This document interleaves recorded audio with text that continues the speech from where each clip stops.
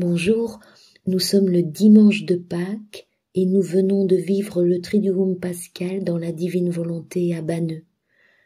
Nous avons donc vécu les 24 heures de la Passion où nous étions toutes serrées autour de Jésus pour suivre chacune de ses souffrances, de ses angoisses, récolter chacune de ses larmes, chaque goutte de son sang, chaque souffle, chaque battement de cœur, chacune de ses palpitations. Et nous n'étions pas seulement unis à Jésus, mais il y avait aussi la Sainte Trinité, la Vierge bénie, tous les anges, les bienheureux, toutes les créatures, ainsi que la création tout entière. Il y avait un échange entre le Créateur et la créature avec cette petite phrase tout amour de part et d'autre. « Je suis ici, dis-moi ce que tu veux. » Donc le Créateur répétait cette phrase dans les profondeurs de l'âme. « Je suis ici, dis-moi ce que tu veux. » Et l'âme répétait « Je suis ici, dis-moi ce que tu veux. » Et on parcourait toute la Passion. Et le samedi, nous avons continué avec la désolation de la Vierge Marie. Et voici la lettre que Jésus nous a apportée le samedi saint, après avoir vécu donc cet admirable échange d'amour. Elle est datée du 20 mars 1938. Et Jésus nous dit « Ô ma fille, ne t'éloigne pas de moi un seul instant, tu blesserais mon amour. » Car ta vie est comme la nôtre, et nous nous sentirions nous-mêmes déchirés, notre amour torturé, car tu dois savoir que ton souffle crée la vie, il souffle dans la nôtre, et lorsqu'il respire, nous nous sentons aimés. Ton mouvement s'anime dans le nôtre, il a notre vie et travaille avec nous. Il parle avec nos paroles, nous te sentons circuler dans notre être divin comme le sang circule dans les veines des créatures. Et il dit et répète toujours « Je vous aime, je vous aime, je vous aime, je vous aime ». L'âme qui vit dans notre vouloir prend son envol et parcourt les choses créées, rassemble notre amour éparpillé dans toute la création et vient s'abriter dans notre être suprême en nous faisant la surprise de nous amener tout l'amour que toutes les choses créées devraient nous donner si elles avaient la raison. Cette âme trouve toujours de nouveaux moyens pour nous aimer.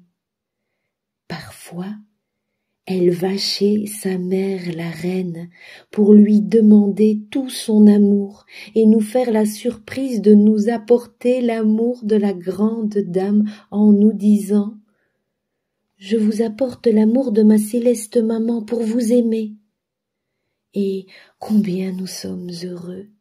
Il nous est impossible d'être sans celle qui vit dans notre vouloir.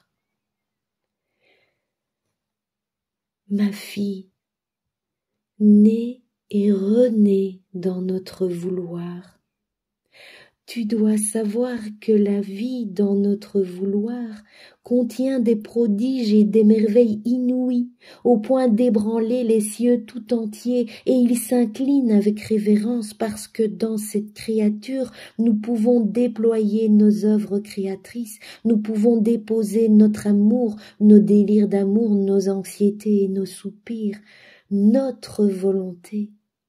Elle fera comprendre notre suprême majesté. Elle nous fera aimer avec notre amour. Sans elle, poursuit Jésus, nous sommes comme un enseignant qui possède toutes les sciences. Il pourrait communiquer ses leçons à toutes les universités, à toutes les écoles, mais il ne trouve même pas un seul élève qui veuille apprendre ces sciences. Quelle tristesse pour cet enseignant qui possède toutes ces sciences sans pouvoir faire comprendre la valeur des sciences qu'il possède. Oh, si cet enseignant pouvait trouver un seul élève qui accepterait d'apprendre ces sciences. Il le prendrait sur ses genoux, il le garderait avec lui nuit et jour, il sentirait que sa science ne mourra pas, mais vivra avec son élève. Il ne serait plus seul, mais aimé par l'élève, à qui il donne ses leçons, et l'amertume de sa vie serait changée en joie. Oh, telle est la situation de notre être suprême. Si nous ne trouvons pas celle qui vit dans notre divine volonté, nous sommes comme cet enseignant qui n'a personne à qui communiquer ses leçons. Nous possédons des sciences infinies, et nous n'avons personne à qui dire un seul mot, parce qu'il manque la lumière de notre vouloir qui leur ferait comprendre ce que nous voulons leur enseigner. Au contraire, si la créature vit dans notre vouloir, nous nous sentons revivre en elle. Nous pouvons lui enseigner nos sciences divines qui formeront la vie en elle. Elle comprendra notre langue et nos merveilles célestes. Elle nous aimera comme nous voulons être aimés. Notre sort et le sien seront changés. Il n'y aura plus de solitude. La compagnie sera éternelle. Nous aurons toujours quelque chose à dire et nous garderons celle qui nous écoute. Notre souffrance éternelle sera changée en joie et en festivité parce que la créature vit dans notre vouloir. Mais si nous ne trouvons pas celle qui vit dans notre volonté, nous sommes comme celui qui possède d'immenses richesses et ne trouve personne à qui les donner, personne pour prendre ses biens. Oh pauvre homme, il est très malheureux, noyé dans ses richesses. Il souffre cruellement de solitude. Il n'y a personne qui l'aime, qui le respecte, qui lui dise un seul merci. Au contraire, il semble que tous le fuient, et il ne trouve personne à qui donner ses richesses, personne qui veuille les prendre. Sans compagnie, la joie meurt. Et il sent que ses biens et sa vie ne vivent pas dans les autres, et cet isolement est sa plus grande amertume. Oh, combien de fois nous voulons donner, mais sans trouver personne à qui donner.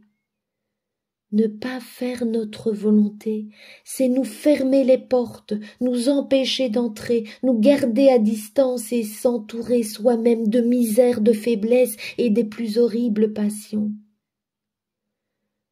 Que la vie dans notre vouloir puisse éveiller des merveilles en chacun, nous dit Jésus, et nous émerveiller nous-mêmes de pouvoir mettre l'infini dans le fini, l'immensité dans la petitesse. Il est nécessaire que nous opérions ces merveilles et ces prodiges, que l'amour qui règne sur notre être divin nous pousse à accomplir, au point que les anges et les saints en demeurent étonnés et muets d'admiration. Ô doux Jésus, donne-nous la grâce d'être ces élèves toujours attentifs et enamourés, avec la bouche ouverte et les oreilles dressées vers toi, pour n'entendre que tes divines leçons que tu veux nous donner, parce que tu veux nous dévoiler le ciel de tes grâces, le ciel de ton amour infini. Ô doux Jésus, vraiment que l'Esprit Saint coule en nous, nous ouvre l'intelligence. Ô Seigneur, nous voulons être ses élèves, tout tournés vers toi.